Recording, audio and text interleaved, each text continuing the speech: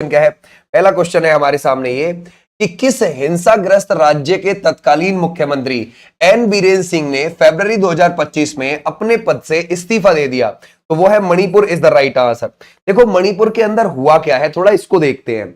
ऐसा था, यहां पर पहले तो ये देखो कि एक तरफ है मैतेई लोग, ठीक है, जो लगभग वहां पर 60% आबादी में है, ठीक है, और एक तरफ है कुकी और नागा लोग, ठीक है, कुकी और नागा लोग। क्लियर हो जाएगा?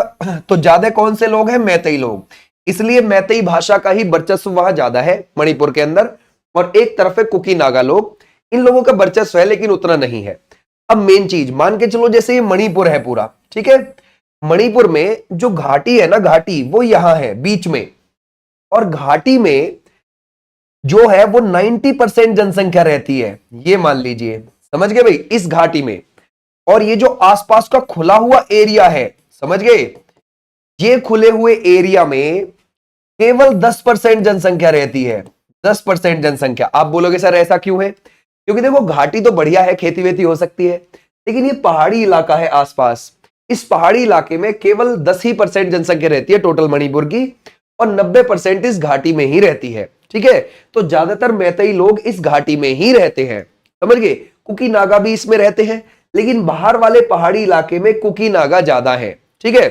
अब कुकी नागा जो लोग हैं ये आते हैं वहां पर एसटी में, ठीक है भाई, क्लियर हो जाएगा। अच्छा, और ये जो मैतेई समुदाय के लोग हैं, ये मैतेई समुदाय के लोग कुछ तो ओबीसी में आते हैं, कुछ एससी में आते हैं, ठीक है भाई, क्लियर हो जाएगा। अच्छा, अब बात क्या हुई कि बात है 27 तारीख की, ठीक है भाई, 27 मार्च 2023 की। सुप्रीम कोर्ट ने यह बोला कि भाई जो मैतेई समुदाय के लोगों का बहुत समय से आरक्षण का मुद्दा लंबा पड़ा है, यूं ही, ठीक है भाई, यूं ही लंबा करके डाला हुआ है, उसको थोड़ा सुलझाइए। सीएम से यह बोला था, यानी कि सरकार से यह बोला था। किसने बोला था? सुप्रीम कोर्ट ने, कि भैया इनका मुद्दा सुलटाओ। क्योंकि जब मणिपुर राज्य बना था, उसका गठन हुआ था, आपने बोला था कि इनको आप एसटी में डालोगे, मैतेई समुदाय वालों को, और इसीलिए मैतेई समुदाय वालों ने एक राज्य का गठन करवाया था उस समय पर।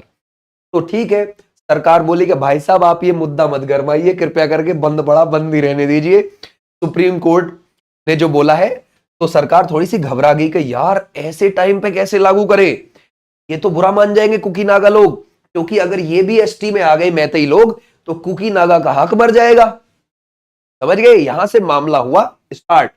अब जैसे ही ये सुप्रीम कोर्ट ने बोला, सरकार इस पर काम करना शुरू कर दिया। सरकार ने जब काम करना शुरू कर दिया तो इनमें आपस में जो है रैलियां निकालना शुरू कर दिया।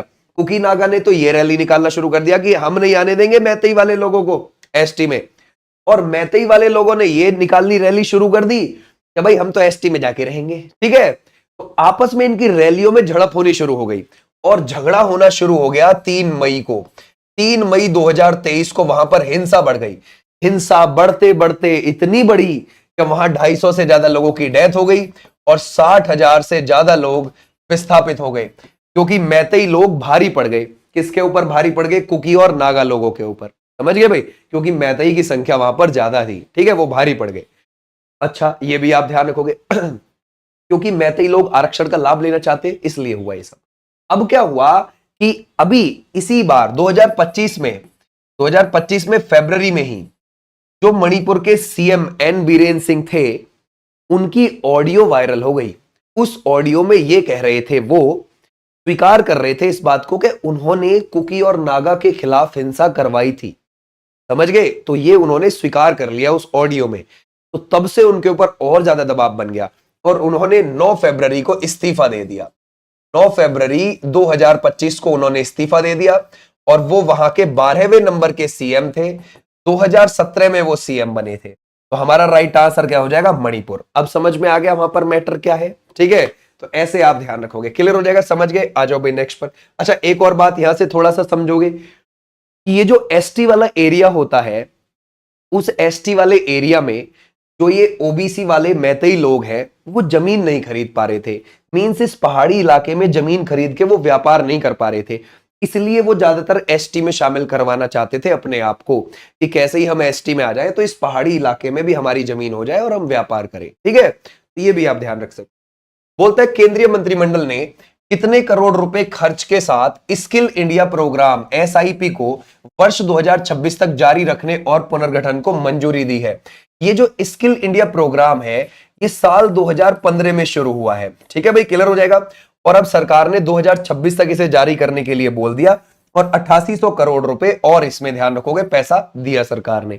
इसका उद्देश्य क्या है कि जो शहरी है, ठीक है भाई ध्यान रखोगे, जो शहरी है और जो ग्रामीण युवा है उनको स्किल सिखाना है। ठीक है भाई, उनको क्या सिखाना है? स्किल सिखाना है ना। क्योंकि भाई देखो, चाहे आपने 12वीं करी हो, चाहे ग्रेजुएशन करी हो, चाहे मास्टर्स कर रखी हो, लेकिन आपके पास स्किल आनी बहुत जरूरी है किसी भी जगह आपको डिपार्टमेंट में वर्क करने के लिए। तो सरकार उनको 5G से रिलेटेड जैसे स्किल सिखा रही है, समझ गए, या फिर कोई कंप्यूटर से जुड़ी हुई अदर स्किल है वो सिखा रही है, जैसे MS पावर पॉइंट पे काम करना है ना, या फिर MS वर्ड पे काम करना, ये सिखा रही है। ठीक है भाई, तो ऐसे भी आप ध्यान रखोगे। आ जाओ नेक्स्ट पर।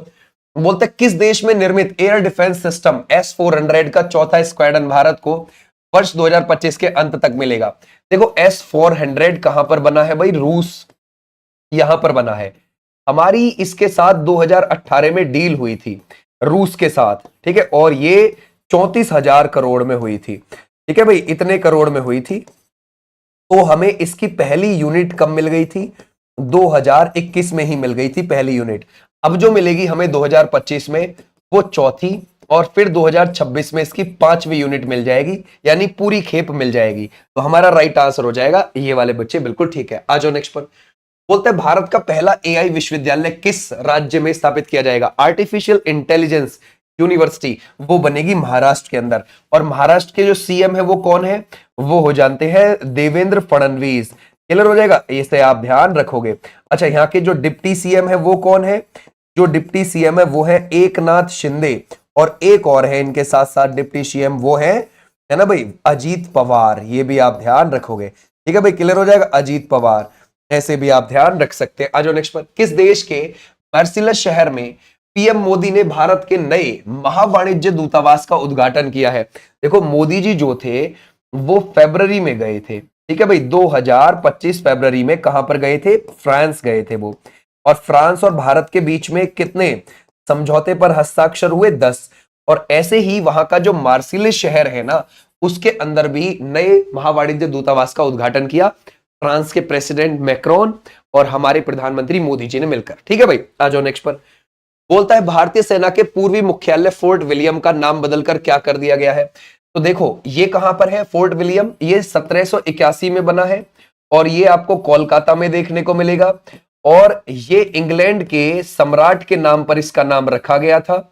ओके भाई, विलियम थर्ड के नाम पर। ओके भाई, क्लियर हो जाएगा, विलियम थर्ड के नाम पर इसका नाम रखा गया था। 1781 में ये बना था। अब उसका नाम विजय दुर्ग कर दिया है। ठीक है भाई, ध्यान रखोगे। तो ऐसे भी आप ध्यान रखोगे, क्या कर दिया है? विजय दुर्ग। ठीक है, अगर हम देखें उसमें एक दक्षिणी द्वार और सेंट जॉर्ज द्वार है, उन दोनों का नाम बदलकर शिवाजी द्वार कर दिया। ये भी आप ध्यान रखोगे। ठीक है भाई, क्लियर हो जाएगा। अगर हम देखें उसमें एक सेंट जॉर्ज द्वार, ठीक है भाई ध्यान रखोगे, है ना भाई, दक्षिणी द्वार, इसका नाम बदलकर क्या कर दिया है? वो ये कर दिया है शिवाजी द्वार, यानी कि छत्रपति शिवाजी महाराज के नाम पर कर दिया है शिवाजी द्वार। ठीक है, ऐसे भी आप ध्यान रखोगे। यहां पर एक किचनर हाउस भी है, उसका नाम मानिक शाह हाउस कर दिया है। ठीक है, ये भी आप ध्यान रखोगे। यहां पर क्या है? एक किचनर हाउस है, किचनर हाउस, उसका नाम क्या कर दिया है इसी के अंदर? ठीक है भाई, उसका कर दिया है मानिक शाह। ठीक है भाई, मानिक शाह हाउस कर दिया है। तो ऐसे भी आप ध्यान रख सकते हैं। आ जाओ भाई नेक्स्ट पर, नेक्स्ट देखते हैं। बोलते हैं करप्शन परसेंटेज इंडेक्स CPI 2024 की रिपोर्ट के अनुसार किस देश में सबसे ज्यादा भ्रष्टाचार है? ये जो रिपोर्ट आई है ये 180 देशों पर आई है, राइट बात है, 180 देशों पर। और जो 179 पर है वो सोमालिया है, और जो 180 पर है वो साउथ सूडान है। ठीक है, साउथ सूडान कहां का देश है? अफ्रीका महाद्वीप का देश है। आ जाओ नेक्स्ट पर। बोलते हैं करप्शन परसेंटेज इंडेक्स CPI 2024 के अनुसार सबसे कम भ्रष्ट देश कौन सा मिलेगा? तो डेनमार्क आपको सबसे कम भ्रष्ट देश देखने को मिलेगा। ठीक है भाई, क्लियर हो जाएगा। तो डेनमार्क क्या है भाई? टॉप पर है, ये बात ध्यान रखोगे। ठीक है भाई, सबसे कम भ्रष्ट देश है। अब पूछता है कि भाई भारत की रैंक क्या है? देखो भारत की 93 थी 2024 में, और भारत की 96 है 2025 में। क्लियर हो जाएगा, ऐसे भी आप ध्यान रखोगे। अगर हम देखें हमारी प्रेस की रिपोर्ट में क्या है, प्रेस रिपोर्ट के हिसाब से अगर हम देखेंगे तो हम प्रेस में आपको देखने को मिलेंगे प्रेस स्वतंत्रता के मामले में 151 पर। ये भी आप ध्यान रखोगे, ठीक है भाई, क्लियर हो जाएगा। अगर हम खुशहाल को देखें तो खुशहाली में हम कितनेवें नंबर पर है ना भाई, खुशहाल में, है ना भाई। अगर हम देखें तो सर खुशहाली जो रिपोर्ट है हमारी, अगर आप देखोगे इसमें से खुशहाली रिपोर्ट में हम 118 पर हैं, ये भी आप ध्यान रखोगे, ठीक है भाई, खुशहाली इंडेक्स में। और पाकिस्तान 109 पर है खुशहाली इंडेक्स में। आ जाओ नेक्स्ट पर। 39वें राष्ट्रीय खेलों की मेजबानी कौन सा राज्य करेगा? नेशनल गेम्स के बारे में बोल रहे हैं, ठीक है भाई। तो 39वें की जो 2027 में होंगे वो मेघालय करेगा, और जो 38वां 2025 में हुआ है वो उत्तराखंड में हुआ है। और उत्तराखंड में 28 जनवरी से शुरू हो गया था और 14 फरवरी तक ये गया था, और 28 जनवरी को देहरादून में इसका उद्घाटन हुआ था। और ये किसने किया था? मोदी जी ने किया था उद्घाटन। और 14 फरवरी को हल्द्वानी में समापन हुआ था, और समापन में कौन शामिल हुए थे? वो हुए थे अमित शाह, ठीक है भाई, हमारे गृह मंत्री। ये भी आप ध्यान रख सकते हो, ठीक है। अच्छा, इसमें जो टॉप पर रहा वो टॉप पर कौन रहा है? टॉप पर अगर आप देखोगे तो वो सर्विसेज रही है, ठीक है भाई, सर्विसेज। और अगर आप देखोगे सर्विसेज कितने, 68, 26, 27 टोटल 121 पदक लाए वो, गोल्ड सिल्वर ब्रॉन्ज, ठीक है भाई, क्लियर हो जाएगा। ऐसे भी ध्यान, आज जो भी टॉप पर आता है इसमें क्या मिलता है उसको? राजा भालिद्र ट्रॉफी मिलती है, ठीक है भाई, ध्यान रखोगे, राजा भालिद्र सिंह ट्रॉफी उसमें मिलती है। ये भी आप ध्यान रखोगे, यहां पर भालिद्र सिंह ट्रॉफी उसको मिलती है, ठीक है भाई, क्लियर हो जाएगा, समझ गए। आ जाओ नेक्स्ट पर, नेक्स्ट देखते हैं। भारत मिस्र के बीच joint special force exercise cyclone third, ये कहां शुरू हुई? देखो ये जो साइक्लोन थर्ड है ना, ये सबसे पहली वाली साइक्लोन फर्स्ट एक्सरसाइज 2023 में हुई थी, ये बात ध्यान रखना, और ये भारत में ही हुई थी। फिर 2024 में इसकी दूसरी एक्सरसाइज हुई, और ये मिस्र में हुई थी, ठीक है भाई। और इस बार 2025 में इसकी तीसरी एक्सरसाइज हुई है, और ये भारत में ही हुई है, और ये भारत में राजस्थान में हुई है, ठीक है, क्लियर हो जाएगा। तो ऐसे भी आप ध्यान रखोगे। बोलते हैं भारत के नए मुख्य चुनाव आयुक्त जो 18 फरवरी को आए हैं, जरा बताओ कौन आए हैं 18 फरवरी को? वो आए हैं ज्ञानेश्वर कुमार। तो हमारे संविधान के भाग 15 और आर्टिकल 324 से 329 के बीच में आपको क्या देखने को मिलेगा? हमारा चुनाव आयोग देखने को मिलेगा। उसमें एक मुख्य चुनाव आयुक्त होते हैं, ओके भाई, जो अभी कौन है? ज्ञानेश्वर कुमार है। और 2 चुनाव आयुक्त होते हैं, ओके। और वो जो दोनों चुनाव आयुक्त हैं वो कौन कौन है? एक है विवेक जोशी, याद रखोगे, एक है विवेक जोशी, और दूसरे कौन है? वो है ना भाई, सुखवीर सिंह संधू, सुखवीर सिंह संधू। ऐसे भी आप ध्यान रखना। अच्छा, आपका 18 उम्र है, ठीक है भाई, 18 या उससे ज्यादा, तो सीधी सी बात है आर्टिकल 326 के तहत वोट डालने का आपका कानूनी अधिकार है, ठीक है। कैसा अधिकार है? कानूनी अधिकार है, ध्यान रखोगे, क्लियर हो जाएगा। आ जाओ भाई नेक्स्ट पर। बोलते किस शहर में आयोजित राष्ट्रीय जनजातीय महोत्सव आदि महोत्सव का उद्घाटन राष्ट्रपति ने किया है? तो वो किस शहर में किया है? ये किया है नई दिल्ली में।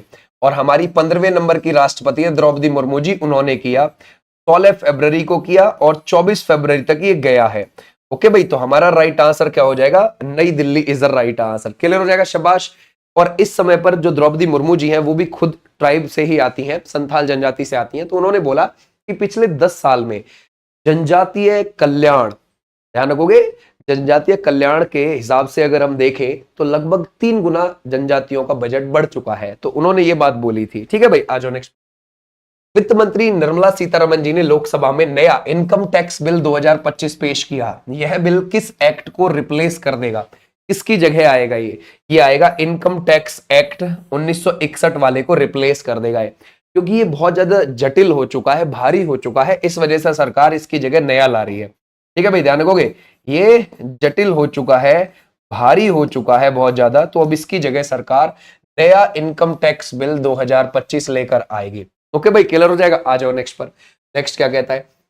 रक्षा मंत्री राजनाथ सिंह ने फरवरी 2025 में यलहंका एयरफोर्स स्टेशन बेंगलुरु पर एरो, है ना भाई, एरो इंडिया के कौन से वे संस्करण का उद्घाटन किया है? 15वें संस्करण का उद्घाटन किया।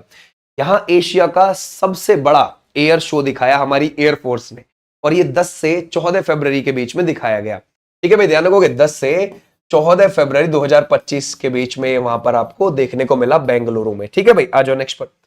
देश के किस राज्य में सबसे ज्यादा 11वीं बार राष्ट्रपति शासन लागू हुआ, है ना। अब देखो क्या हुआ भाई, 9 फरवरी को क्या था, 9 फरवरी को, है ना, 9 फरवरी को यह हुआ कि उन्होंने इस्तीफा दे दिया, एन बीरेन सिंह ने, मणिपुर के जो सीएम थे। ठीक है भाई, जो वहां के 12वें नंबर के सीएम थे एन बीरेन सिंह, उन्होंने इस्तीफा दे दिया था। अब देखो वहां पर सरकार नया सीएम नहीं चुन पाई।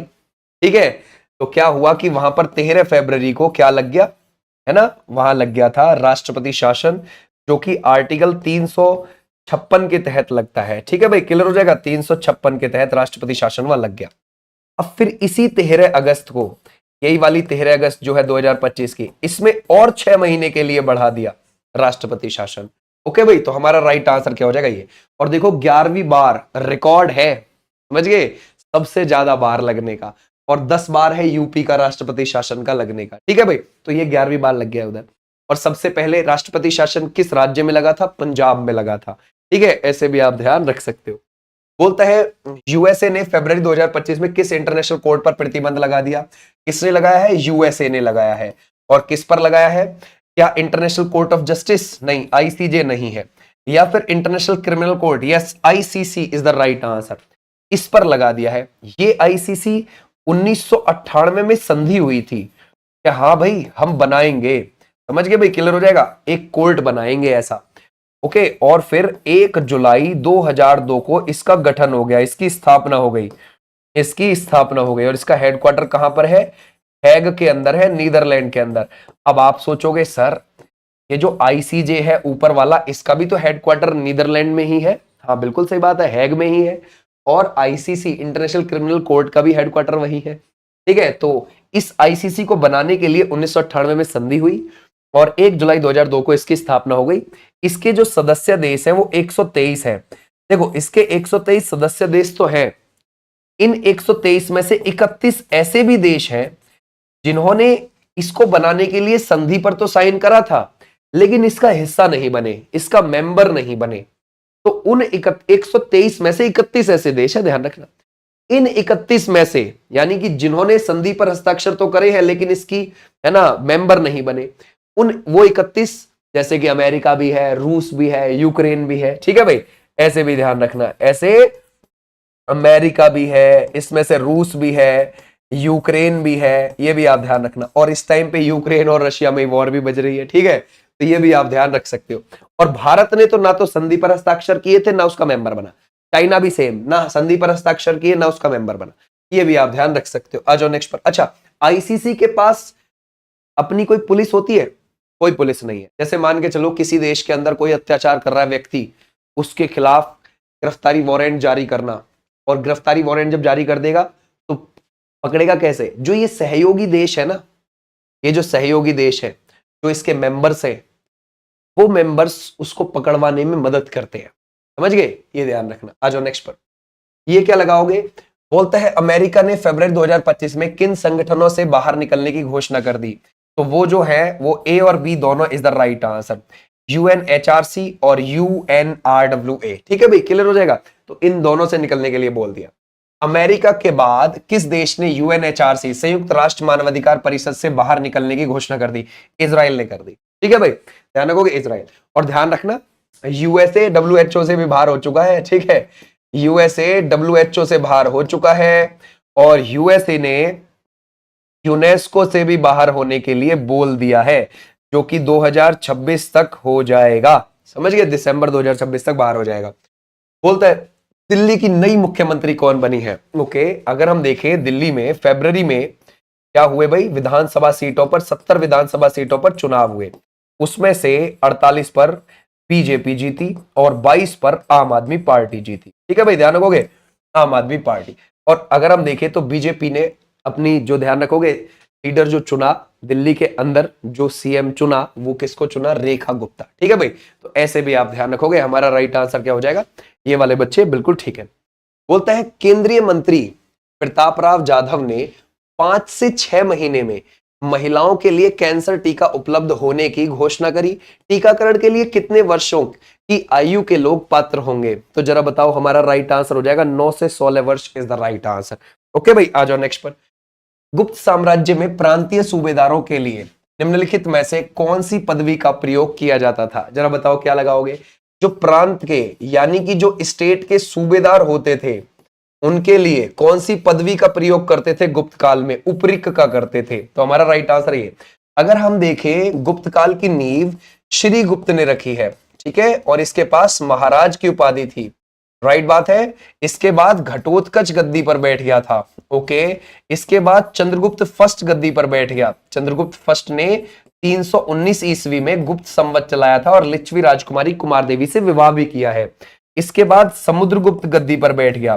समुद्रगुप्त गद्दी पे बैठा और इसको विंसेंट स्मिथ ने भारत का नेपोलियन बोला है। ठीक है भाई, क्लियर हो जाएगा। और ये जो समुद्रगुप्त है इसका दरबारी कवि हरिशैन था और हरिशैन से इसने अपने प्रयाग प्रशस्ति को लिखवाया संस्कृत भाषा में, ओके। इसके बाद चंद्रगुप्त सेकंड गद्दी पर बैठा। चंद्रगुप्त सेकंड, इसके पास विक्रमादित्य की उपाधि थी। कौन सी? विक्रमादित्य की उपाधि। और इसके पास शकारी की उपाधि भी थी। कौन सी? शकारी की उपाधि। ओके भाई, क्लियर हो जाएगा। और इसने शकों को हरा दिया था और इसी के समय पर फाहियान भी आया था। फाहियान भी आया था, ये भी आप ध्यान रखोगे। इसने नागा राजकुमारी कुबेर नागा से भी विवाह किया था और इसने अपने बड़े भाई की पत्नी रामगुप्त की पत्नी ध्रुव देवी से भी विवाह किया था, क्योंकि रामगुप्त को शकों ने हरा दिया था और इसकी बीवी को उठा ले गए थे ध्रुव देवी को। तो ये जाके शकों को हराया, इसने शकों को हराया और ध्यान रखोगे रामगुप्त की पत्नी को लेकर आया और उससे विवाह कर लिया। ठीक है, तो ये भी आप ध्यान रख सकते हो। अच्छा, इसके बाद कौन गद्दी पर बैठा? कुमारगुप्त बैठा है। कुमारगुप्त, जिसने क्या बनवाया? नालंदा विश्वविद्यालय। नालंदा विश्वविद्यालय को क्या बोलते हैं? ऑक्सफोर्ड ऑफ महायान बोलते हैं। इसके बाद कौन बैठा है? स्कंदगुप्त, इसने हूणों को हराया है। और ये बात कहां पर लिखी हुई है? जूनागढ़ अभिलेख में, जो कि आपको कहां पर देखने को मिल जाएगा? गुजरात के अंदर देखने को मिल जाएगा। अच्छा, ये जो एरण अभिलेख है, एरण अभिलेख मध्य प्रदेश में आपको देखने को मिल जाएगा। वो किसका है? भानुगुप्त का। अच्छा, इसमें क्या लिखा हुआ है कि सती प्रथा भी कोई चीज थी। सबसे पहले हमारे यहाँ पर प्राचीन काल में सती प्रथा के उल्लेख इस एरण अभिलेख में मिल जाते हैं। ठीक है भाई। इनका बिल्कुल आखिरी का कौन था? वो था विष्णुगुप्त। ठीक है भाई, विष्णुगुप्त थर्ड, ये बिल्कुल इनका आखिरी का था। और ये टैक्स कितना लेते थे? 1/6 लेते थे उपज का। ठीक है। बोलता है, भारत की पुरुष क्रिकेट टीम ने किस टीम के खिलाफ विदेशी धरती पर अपनी पहली टेस्ट जीत दर्ज करी? तो हमारा राइट आंसर कौन सा हो जाएगा? न्यूजीलैंड के खिलाफ। कब की बात है? 1967-68 की बात है। और 3-1 से हरा दिया था न्यूजीलैंड को। और उस समय पर हमारे कैप्टन थे टेस्ट के पटौदी। ठीक है, ऐसे भी आप ध्यान रखोगे। बोलते हैं, निम्नलिखित में से कौन सा तेल क्षेत्र गुजरात में स्थित नहीं है?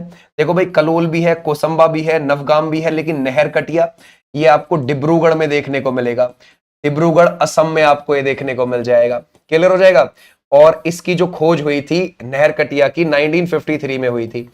यहां से पाइपलाइन के थ्रू है ना भाई, कच्चा ऑयल लाया जाता है। कहां पर? बरौनी, बिहार के अंदर। बरौनी में रिफाइनरी है बिहार के अंदर, वहां पर ऑयल को रिफाइन किया जाता है। ओके, क्लियर हो जाएगा। आ जाओ भाई नेक्स्ट पर।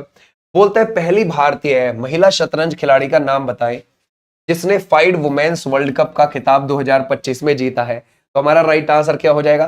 देखो, दोनों ही इंडियंस पहुंची थी फाइनल में इसके। और वो कौन कौन पहुंची? कोनेरू हम्पी और दिव्या देशमुख। कोनेरू हम्पी जो है वो 38 साल की और दिव्या देशमुख 19 साल की, और दिव्या देशमुख ने जीत लिया। ठीक है भाई, आ जाओ नेक्स्ट पर। बोलते हैं, भारत की 88वीं ग्रैंड मास्टर का नाम बताइए जो यह दर्जा पाने वाली चौथी महिला चेस खिलाड़ी है। तो हमारा राइट आंसर क्या हो जाएगा? दिव्या देशमुख। अगर हम देखेंगे, है ना भाई, श्री हरि कितनेवें नंबर के ग्रैंड मास्टर बने हमारे यहाँ पर? 86वें।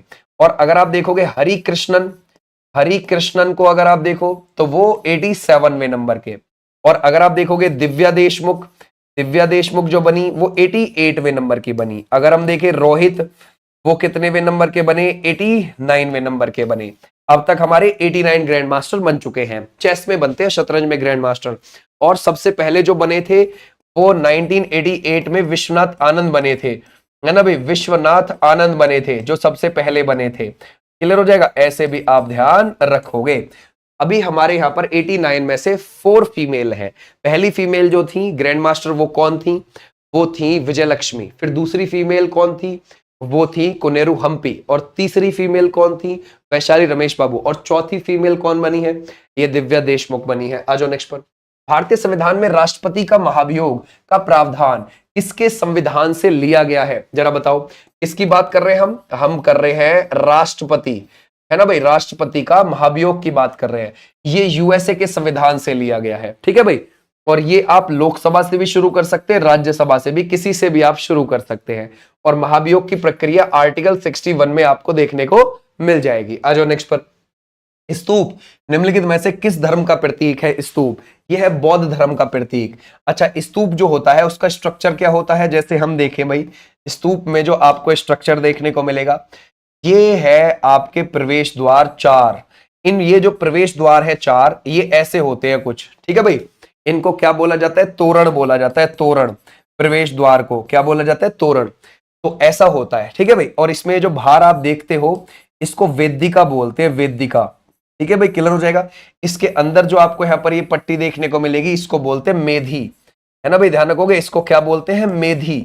और इसके अंदर डोम मिलेगा आपको, अंडाकार शेप आपको देखने को मिलेगी, जिसको डोम बोलते हैं।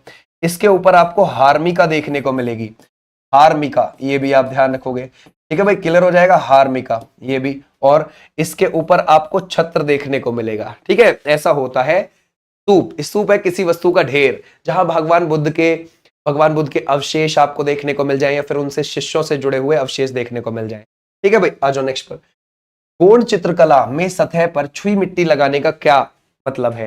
तो पेंटिंग के लिए एक चिकना सफेद आधार तैयार करना, है ना भाई। क्या है कि उसको बढ़िया एक सफेद आधार तैयार हो गया, उस पर अब कोई और कलर से पेंटिंग करेंगे तो अच्छा दिखेगा। तो हमारा राइट आंसर क्या हो जाएगा? ये। और ये कूंची से की जाती है, समझ गए भाई, कूंची से की जाती है, याद रखोगे। गौण चित्रकला जो होती है, कूंची आपने प्रयोग की होगी स्कूल में, कॉलेज में।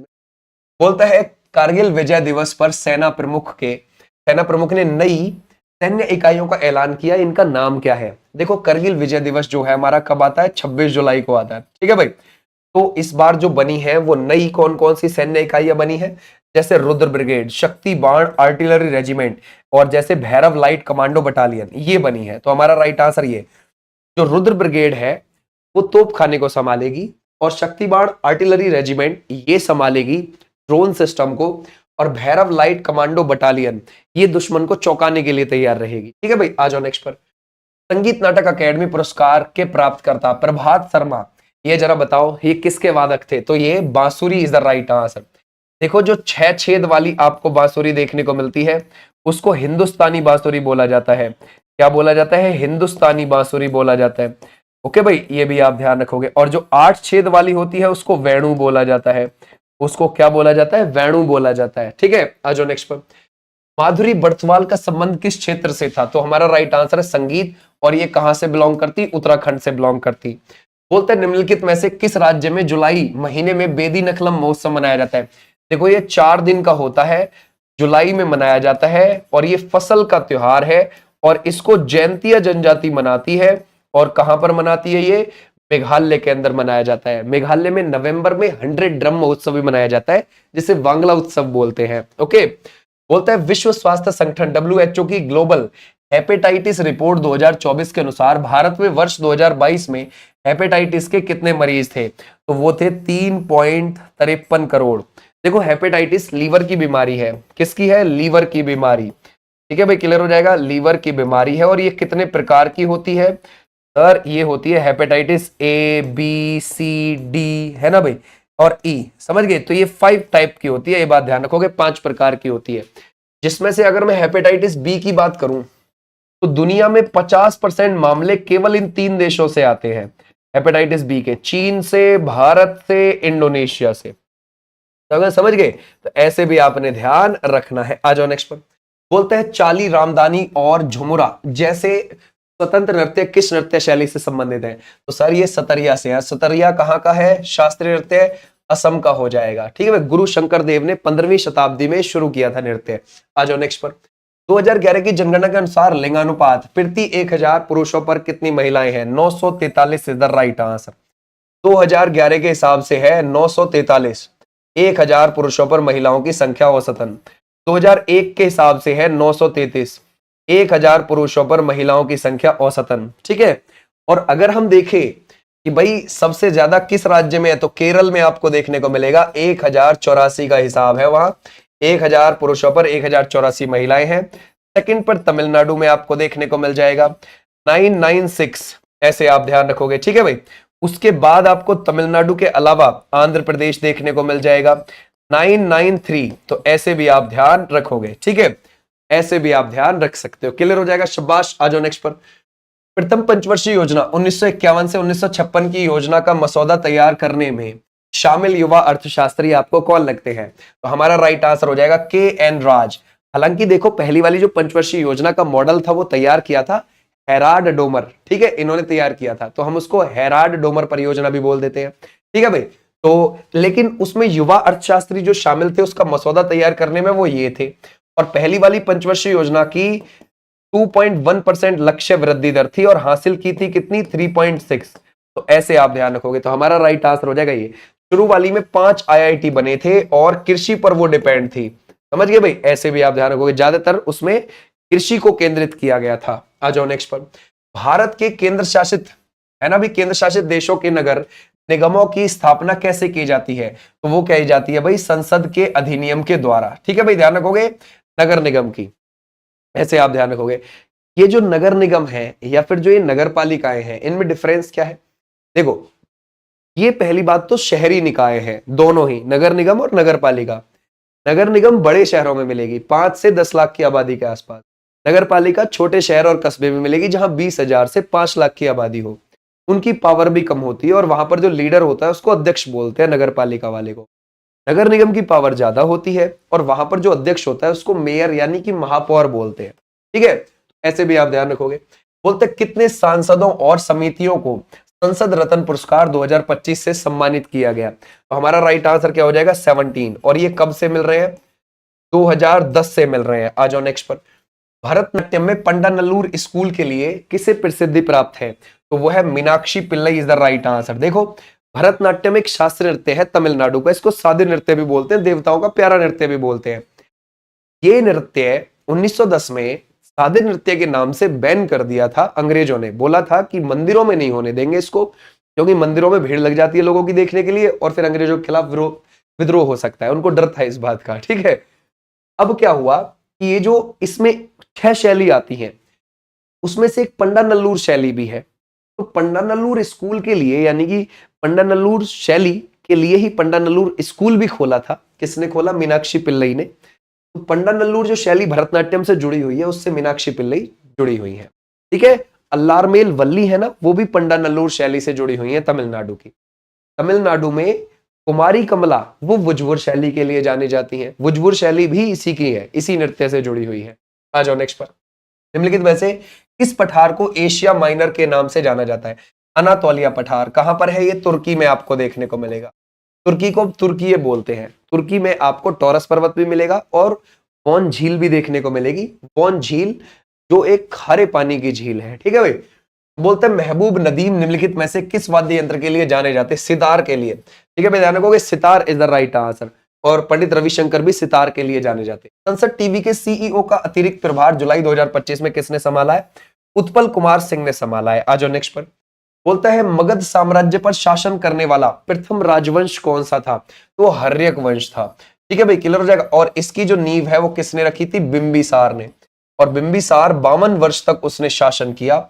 और मगध की पहली राजधानी कौन सी थी अगर हम देखें तो वो थी राजगृह, ठीक है भाई, ध्यान रखोगे राजगृह या फिर ग्रहब्रेज आप बोल सकते हो, ग्रहब्रेज। आगे जाके पाटलिपुत्र हुई, ठीक है भाई। और ये बिंबिसार जो था ये किससे जुड़ा हुआ था? जैन धर्म से जुड़ा हुआ था, ठीक है भाई, क्लियर हो जाएगा। ऐसे भी आप ध्यान रखोगे।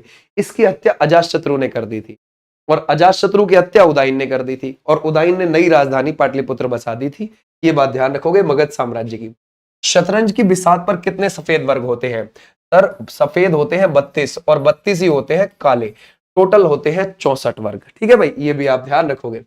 बिहार सरकार ने कमलाधार, जीवच कमला, मरनी कमला और पुरानी कमला नदियों को पुनर्जीवित करने के लिए 265 करोड़ की योजना शुरू करी है। यह किसकी सहायक नदियां हैं? तो ये आप मुझे बता सकते हो, है ना भाई।